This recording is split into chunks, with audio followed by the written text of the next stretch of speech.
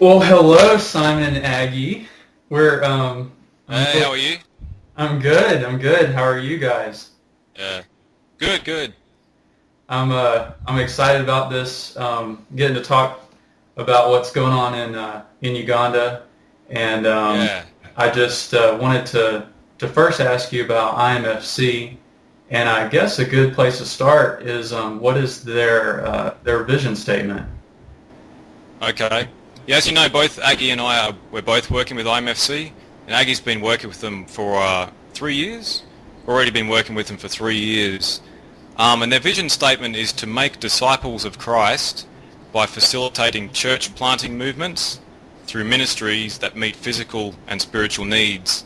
So they have these ministries that meet physical needs and spiritual needs, like through counselling, and through those ministries they want to make disciples of Christ through evangelism and discipleship, with the goal of planting churches and actually creating a house church movement that reproduces itself, with the national churches, the indigenous churches, reproducing themselves. What about the Mana Ministry? I know we've talked about that before. What Yeah. some people have been wondering what exactly is Mana Ministry? Yeah, Manna Ministry is one of IMFC's primary ministries, and what it is they go into the urban slum areas of Kampala, and 80% of people here are living in like extreme poverty.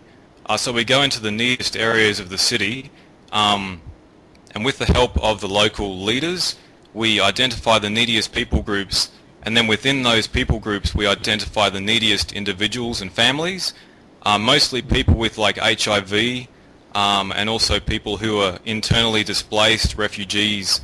And then for 6 months, they'll provide these heads of family with food once a month for 6 months.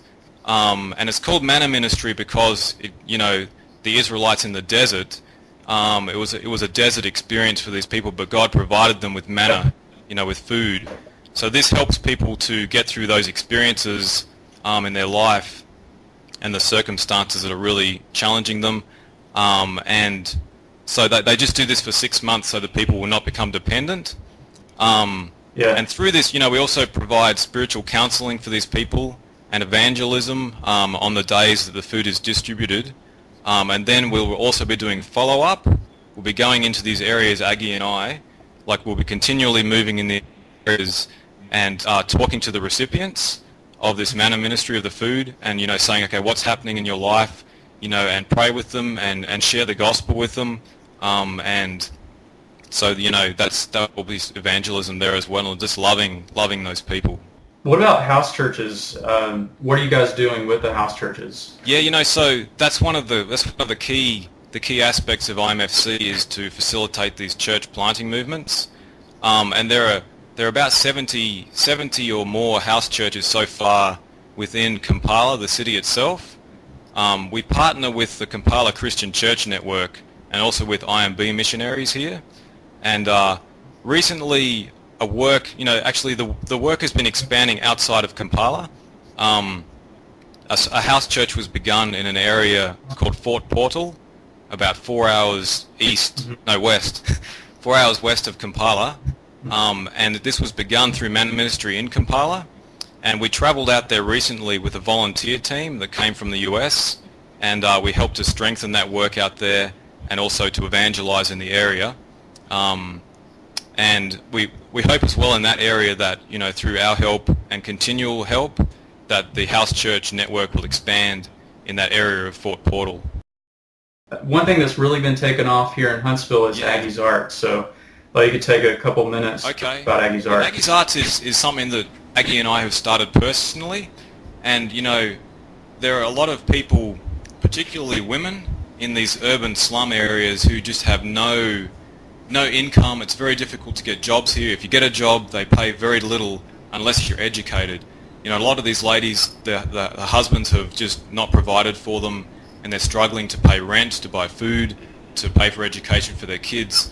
So these ladies make these beautiful beads out of magazine pages, and then they make them into necklaces and into bracelets. and then we personally purchase these from these ladies at a good price that will help them to pay for their needs, and then we send these back to the US and we sell them there to also to support our ministry here.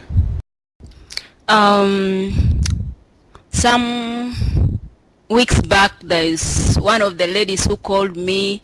She's called Jessica, and she was really crying in tears because the husband had left her and he was not paying the rent, and the kids were not going to school. They didn't have food to eat even at home. So she called me and told me, Aggie, help me to find me a job. Even if it means to give my life to Christ, to be born again, I will. And this is the lady whom I talked to for many, many times, but she couldn't. But I thank God that I went to her and I taught her how to do these beads. And she's now doing it very well, and she's earning money for her family now. And even there's another one whom I've started with. She has the same problem, and she's doing the beads. And there are some widows again in Banda whom I'm working with, and for them I'm just buying the finished product. For example, like this bracelet which I'm having in my hand, and some beads. So this is really helping them to take care of their family, feeding them, taking kids to school. As you know, women who are widows, no one is helping them.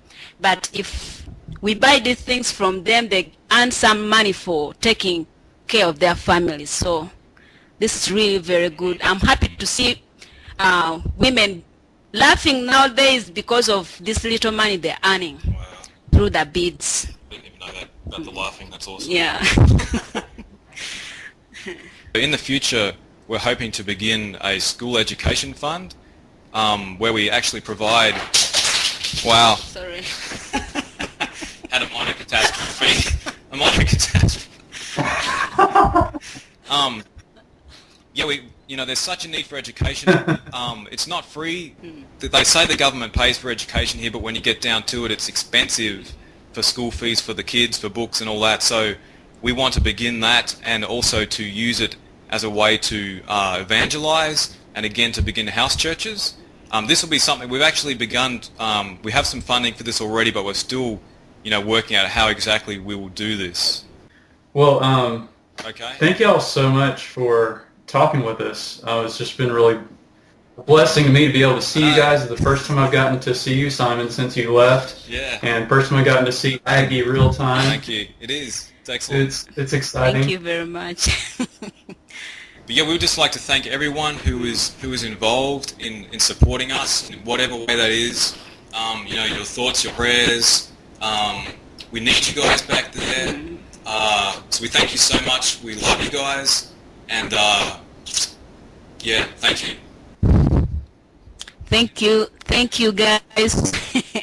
Thank you guys for supporting us here, because if it wasn't your support, we couldn't do this, what we are doing today.